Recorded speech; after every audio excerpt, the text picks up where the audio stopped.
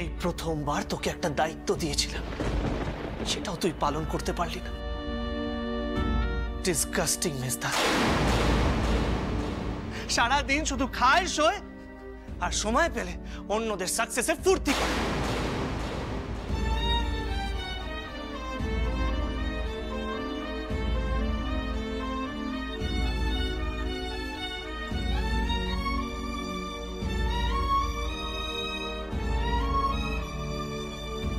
মির্জাকে এভাবে কথাগুলো বলা বোধহয় ঠিক হলো না আমার, কিন্তু কি বা করতাম। কেষ্টর অপারেশনটা এমন ভাবে আটকে গেল, এত লজ্জা করছিল সবার সামনে, মাথাটা ঠিক রাখতে পারলাম না। মির্জা কি করেছে এত অন্যমনস্ক হতে পারে? টাকাটা হারিয়ে ফেললো। এতবার করে বোঝালাম কতটা ইম্পর্টেন্ট দায়িত্ব ওকে দেওয়া হচ্ছে, তাও তাও খোলা গাড়িতে এতগুলো টাকা রেখে।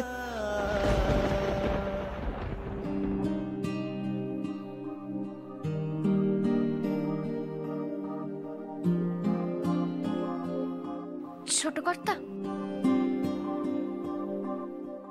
শ্যামা, আই এম রিয়েলি সরি। আজ এত বাজে একটা ঘটনা ঘটলো, কেষ্টর অপারেশন এইভাবে আটকে গেল। আমার আপনাদের সামনে মুখ দেখাতে লজ্জা করছে। আর রাগ করে থাকবেন না ছোট কর্তা। হ্যাঁ, আমি মানছি যে আজকে অনেক বড় একটা ভুল হয়েছে, কিন্তু সেই ভুল যে কেউ ইচ্ছা করে করেনি সেটা তো আপনি বুঝতে পেরেছেন বলুন। আর একবার ভেবে দেখুন তো, এত বড় যে একটা কাণ্ড ঘটে যাবে সেটা কি মেজদা ভাই নিজেও বুঝতে পেরেছেন? উনি যে বড় সহজ সরল মানুষ, আর টাকাটা না পাওয়ার জন্য যে উনি খুব কষ্ট পাচ্ছেন ছোট কর্তা। আমার কি মনে হচ্ছে জানেন তো, মেজদা ভাই সত্যি সত্যি টাকাটাকে গাড়িতে রেখেছিলেন, কিন্তু কেউ সেটা দেখতে পেয়ে সুযোগ বুঝে টাকাটাকে চুরি করে নিয়েছেন।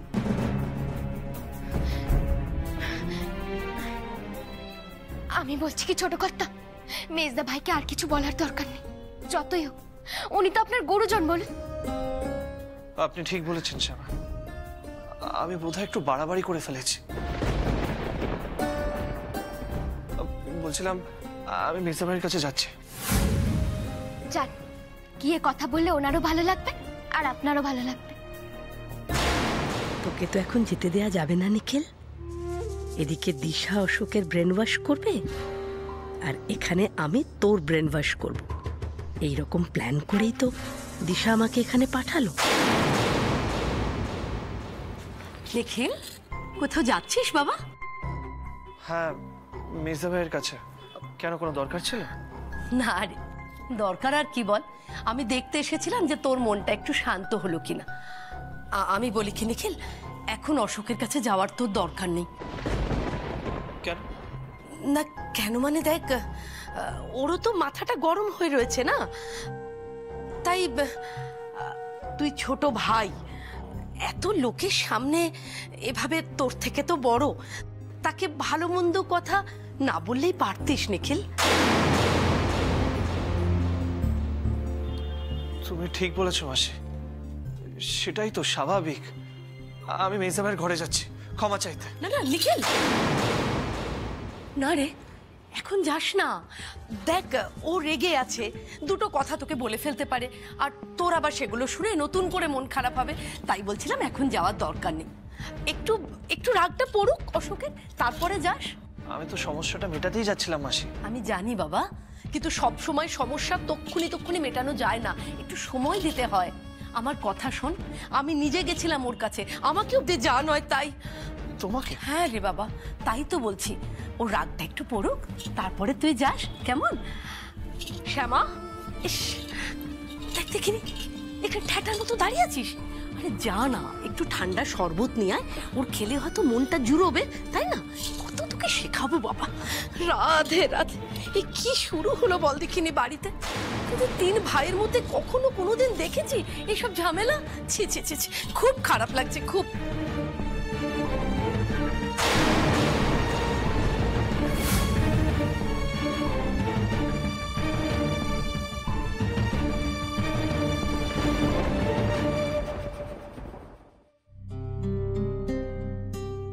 ছোট কর্তা, আপনি একটু শান্ত হয়ে বসুন, আমি এক্ষুনি শরবত নিয়ে আসছি।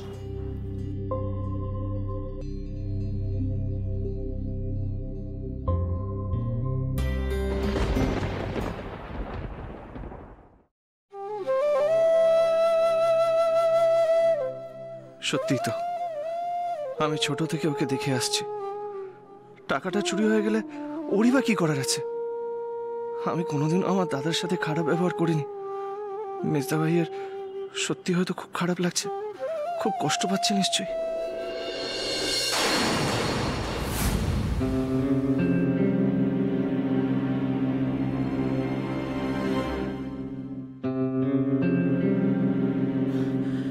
অশোক, দিশা, দিশা, দিশা, আমি অনেক বড় অন্যায় করে ফেলেছি দিশা। আমি অনেক বড় অন্যায় করেছি। বাবা, দাদা, নিখিল সবাই ঠিক বলে, সবাই ঠিক বলে। আমার দ্বারা কিচ্ছু হবে না, আমার দ্বারা কিচ্ছু হবে না।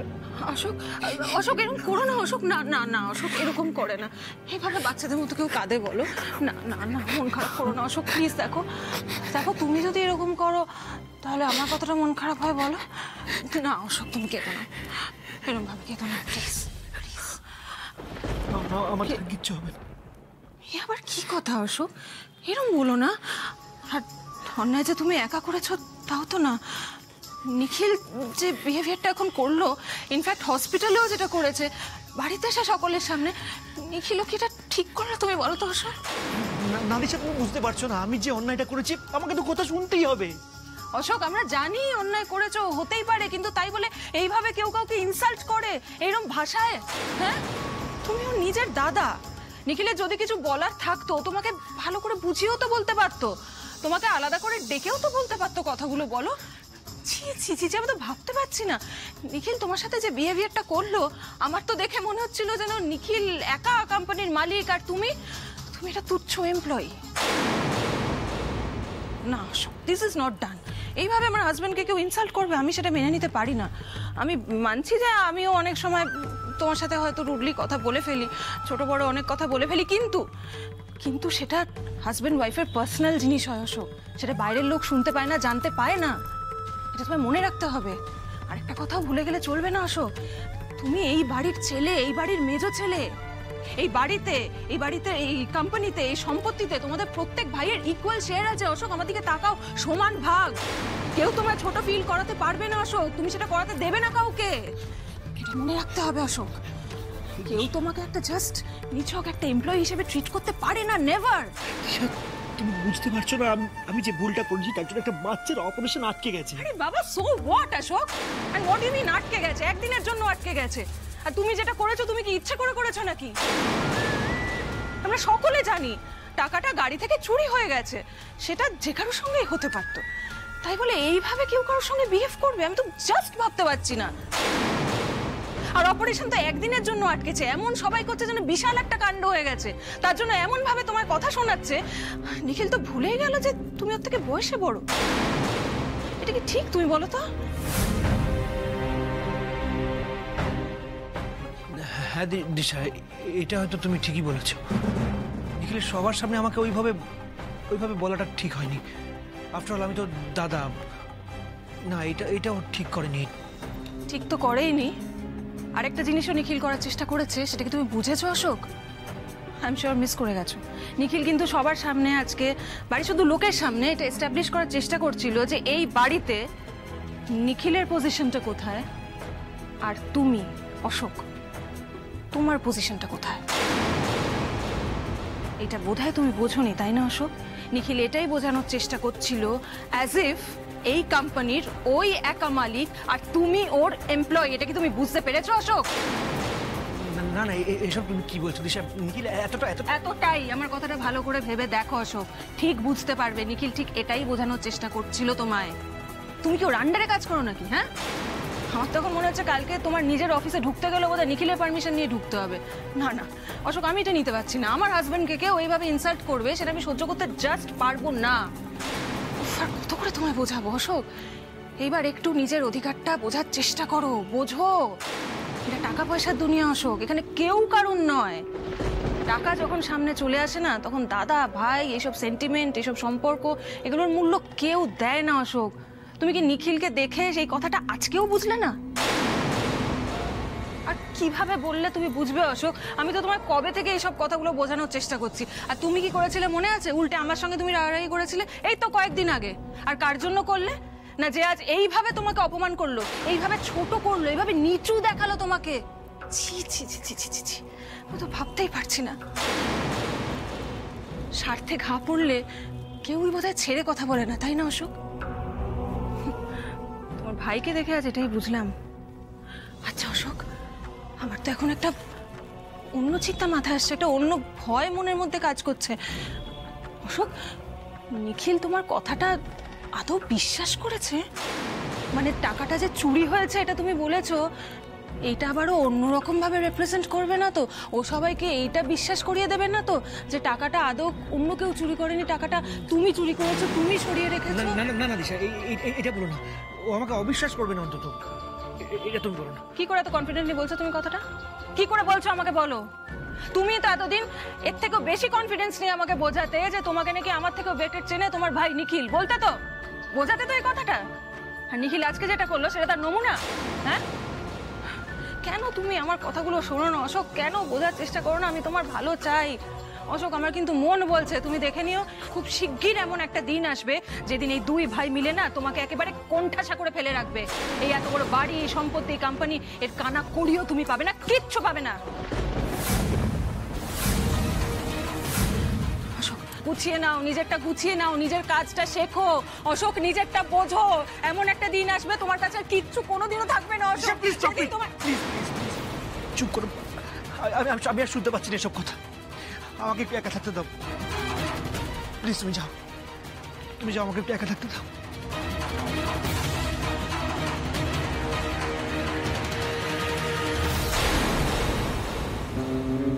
যাক, বিড়ালকে এবার খেপিয়ে দিতে পেরেছি। এবার শুধু দেখে যেতে হবে আর মাঝে মাঝে আগুনে ঘি ঢালতে হবে যাতে বিড়াল বাঘ হয়ে ওঠে।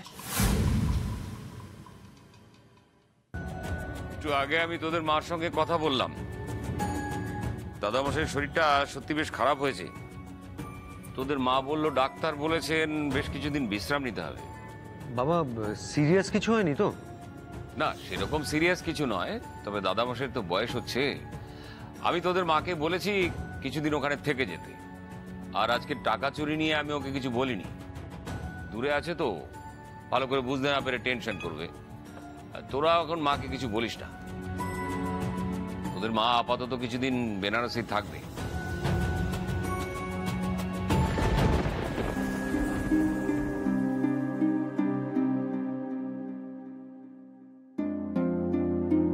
কি হলো নিখিল?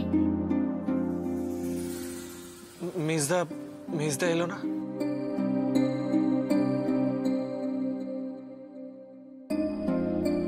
ও হ্যাঁ, অশোক তো এখনো এলো না।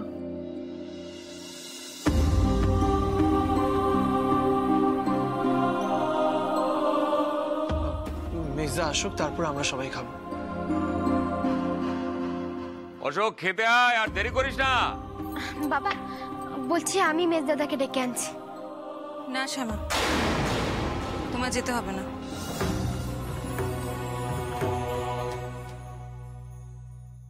কেন মেজদিদি? আর রাতের বেলা তো মেজদাদা কিছু খায়নি, সে কখন ফিরেছেন হাসপাতাল থেকে?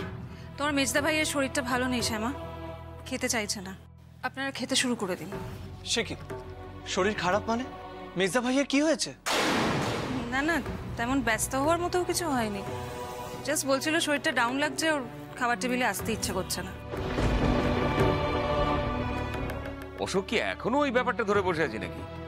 আরে যা হবার তা তো হয়েই গেছে, এখন এটা নিয়ে আর এত চিন্তার কি আছে? আর তাছাড়া কাল সকালে তো আবার অপারেশনটা হয়েই যাচ্ছে। আমার তো তাই মনে হয় বাবা, ওই ব্যাপারটা নিয়েই ও মন খারাপ করে বসে আছে। আর অপারেশনটা যখন কাল সকালে হয়েই যাচ্ছে, তখন আমার মনে হয় নিখিল ওইভাবে কথাগুলো না শোনালেও পারতো। আমি গিয়ে কথা বলছি মেজদার সঙ্গে। মেজদা ভাই না এলে আমি ডিনার করবো না। নিখিল প্লিজ প্লিজ, নিখিল আমার কথাটা একটু বোঝার চেষ্টা করো। দেখো, আমি তো এতক্ষণ অশোককে বোঝানোরই চেষ্টা করছিলাম। ও একেবারেই মানে ওর মুডটা একেবারেই অফ হয়ে আছে, জানো তো। দেখো যা হয়েছে, তারপরে মুড অফ হওয়াটাই কি স্বাভাবিক নয়? তুমি এখন ওকে ভালোবেসে ডাকতে গেলে ও উল্টে যদি রিয়াক্ট করে তোমায় কিছু বলে দেয়, তোমার খারাপ লেগে যাবে। কি দরকার, ছাড়ো না। আর নিখিল, অশোক তখন হয়তো রাগ দেখায়নি বা রিয়াক্ট করেনি, কিন্তু তার মানে তো এই না যে আমার মুখে যা এলো আমি যা খুশি বলে গেলাম, আর এটা এক্সপেক্ট করবো যে উল্টো দিকের মানুষটা কিছু রিয়াক্টই করবে না, কিছুই বলবে না। তারও তো খারাপ লাগা ভালো লাগা থাকতে পারে, তাই না নিখিল?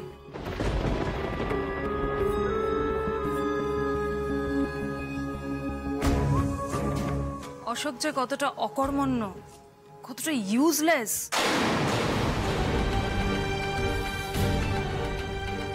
এটা তখন এত ভালো করে আন্ডারলাইন করে বলা না না হলো মেজ যে- বৌদি, আমি মেজদাকে ইউজলেস ভাবি না। তখন মাথা গরম ছিল তাই একটু ভুলভাল দু চার কথা বলে ফেলেছি। বলছিলাম একবার যদি আমি ফেস টু ফেস মেজদার সাথে দেখা করি, আমি যদি সরি বলি, আমি শিওর ভুল বোঝাবুঝি ঠিক হয়ে যাবে। এটা তুই ঠিকই ভেবেছিস নিখিল। তুই যে অশোককে মানুষ হিসেবে, দাদা হিসেবে যথেষ্ট সম্মান করিস, সেটা তোর ওকে জানানো উচিত। তোর অন্তত ওকে একটা সরি বলা উচিত। শোন নিখিল, তুই আর আমি গিয়ে অশোকের রাগ ভাঙিয়ে খাবার টেবিলে নিয়ে চলে আসি, চ। মেজদার চেয়ার খালি, আমার খুব খারাপ লাগছে। মেজদাকে ছাড়া আমি ডিনার করবো না। চল বর্দা। দাঁড়াও নিখিল, তোমরা কেন আমার কথাটা বোঝার চেষ্টা করছো না আমি বুঝতে পারছি না। দেখো, এভাবে জোর করে কিছু হয় না, সবকিছুর একটা নির্দিষ্ট সময় আছে। একটু অশোককে টাইম দাও, তোমরাও পরে সরি বলার সময় পাবে।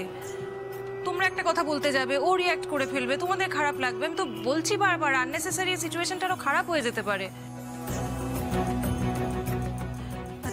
দেখো, অশোককে তো আমি খুব কাছ থেকে চিনি, সব থেকে ভালো করে চিনি। ও বাইরে থেকে দেখে হয়তো মনে হয় খুবই সহজ সরল একজন মানুষ, কিন্তু ভেতরে ভেতরে অশোক যথেষ্ট অভিমানী একটি ছেলে। ওর প্রেস্টিজ জ্ঞানটাও যথেষ্ট স্ট্রং।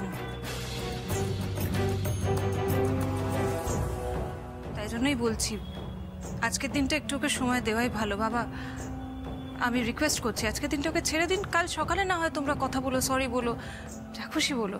আই এম শিওর কালকে ও একটু ঠান্ডা হয়ে যাবে, শান্ত হয়ে যাবে।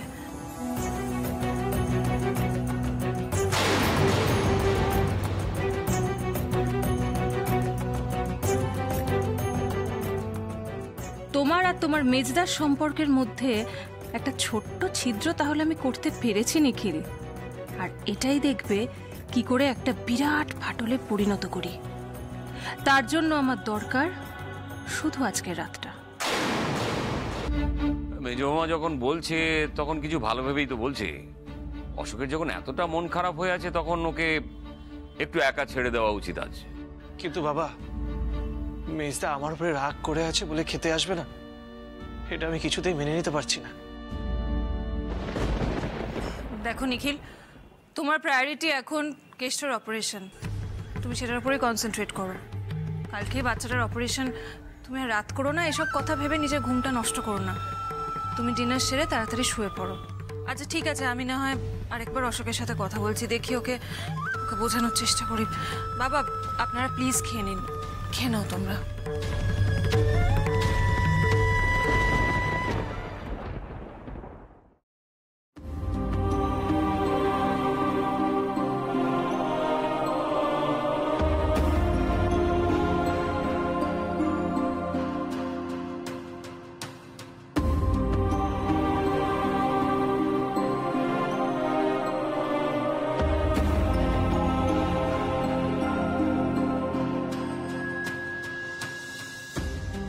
কি হলো ঠাকুরপো, খেয়ে নাও।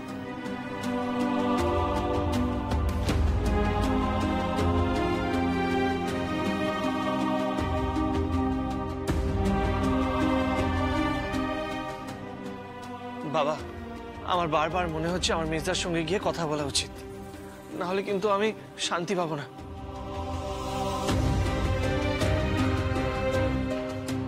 মেজদা আমার কথা আঘাত পেয়েছে, দেরি হওয়ার আগে আমি সবকিছু মিটিয়ে ফেলতে চাই। একটু অপেক্ষা কর নিখিল। মেজ বৌমা যেটা বলেছে নিশ্চয়ই ভেবেচিন্তেই বলেছে। কেষ্টর অপারেশনটা কালকে হয়ে যাক, তারপর না হয় তোরা দাদাভাই কথা বলে সবকিছু মিটিয়ে নিস। আর তেমন হলে আমিও অশোকের সঙ্গে কথা বলবো। নে, এখন খেয়ে নি।